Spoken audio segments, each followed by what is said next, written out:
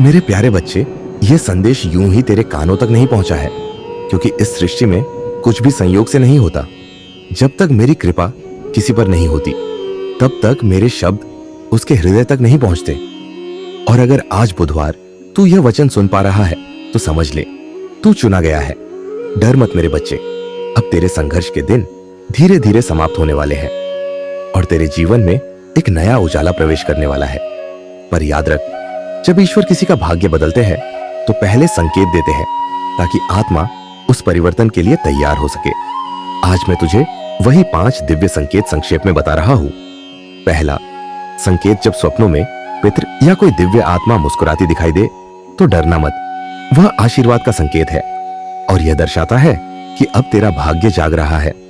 दूसरा संकेत, जब प्रकृति तुझसे संवाद करने लगे, जैसे गौ माता का द्वार पर आना या पक्षियों का घर के आसपास मंडराना, तो समझ ले, समृद्धि और स्थिरता तेरे जीवन में प्रवेश कर रही है।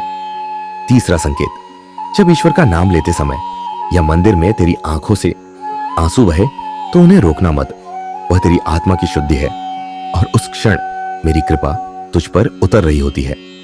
चौथा संकेत, जब किसी साधु संत से भेंट हो या किसी तीर्थ धाम जैसे कैंची धाम, वृंदावन या हरिद्वार जाने की तीव्र इच्छा उठे, तो जान ले यह बुलावा है जिसे कभी टालना नहीं चाहिए, क्योंकि वही यात्रा तेरी आत्मा की दिशा बदल देती है। और पांचवा संकेत, जब जीवन के सारे मार्ग बंद लगे और अचानक तेरे भीतर से एक नया विचार, एक नई प्रेरणा जन्म ले, तो समझ ले, वह तेरा नहीं, मेरी ओर से दिया गया मार्गदर्शन है। और जैसे ही तू उस पर चलेगा, रास्ते स्वयं खुलते जाएंगे। मेरे बच्चे, आज का मानव अपने दुख से ज्यादा दूसरों के सुख से दुखी रहता है, पर कभी यह नहीं देखता कि उसके पास क्या क्या है। तेरे पास प्रेम है, करुणा है, मीठी वाणी है, माता पिता का आशीर्वाद है, और यही असली संपदा है। इसलिए संतोष में रह, क्योंकि जो संतोषी है वही सच्चा धनी है। समय के साथ चलना सीख, क्योंकि जो समय के साथ चलता है वही सफलता को पकड़ता है।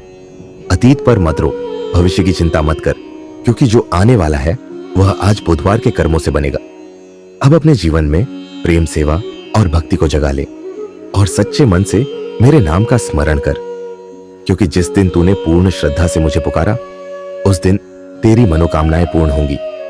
2026 केवल एक वर्ष नहीं, बल्कि एक नया द्वार है, जहां तुझे अपने सच्चे स्वरूप से मिलना है। पर उससे पहले भीतर की नकारात्मकता का निकलना आवश्यक है। इसलिए अगर कुछ लोग या आदतें छूटे, तो दुखी मत होना, यह शुद्धिकरण है। आने वाले दिनों में संकेत सपनों, विचारों और संयोगों के रूप में मिलेंगे, और तू देखेगा कि रुके हुए कार्य सहजता से पूर्ण होने लगेंगे। मैं चाहता हूं कि तू 3 व्रत ले: मौन, सेवा और विश्वास। हर दिन कुछ पल अपने भीतर जाओ, दूसरों की निस्वार्थ सहायता करो, और किसी भी परिस्थिति में यह मत कहो कि सब खत्म हो गया, बल्कि यह कहो, यह बाबा की योजना है। क्योंकि जब तू मुझ पर अटूट विश्वास रखता है, तो मैं असंभव को भी संभव बना देता हूं। बेटा, याद रख, जो जीवन अब तक जिया वह केवल तैयारी थी। अब असली अध्याय शुरू हो रहा है। जब दुनिया तुझे गलत समझे, तो शांत रहना। जब रास्ते बंद दिखे, तो विश्वास बनाए रखना, क्योंकि वहीं से नया द्वार खुलता है। हर सुबह आंख खुलते ही बस इतना कहना, जय नीम करौली बाबा महाराज, और अपने कर्म में लग जाना। मैं तुझे विश्वास दिलाता हूं कि अब तू अकेला नहीं है। ब्रह्मांड तेरे साथ है और बाबा तेरे साथ है। अगर यह संदेश तेरे हृदय को छू गया है, तो मन ही मन कहना, जय नीम करौली बाबा, और आगे बढ़ जाना।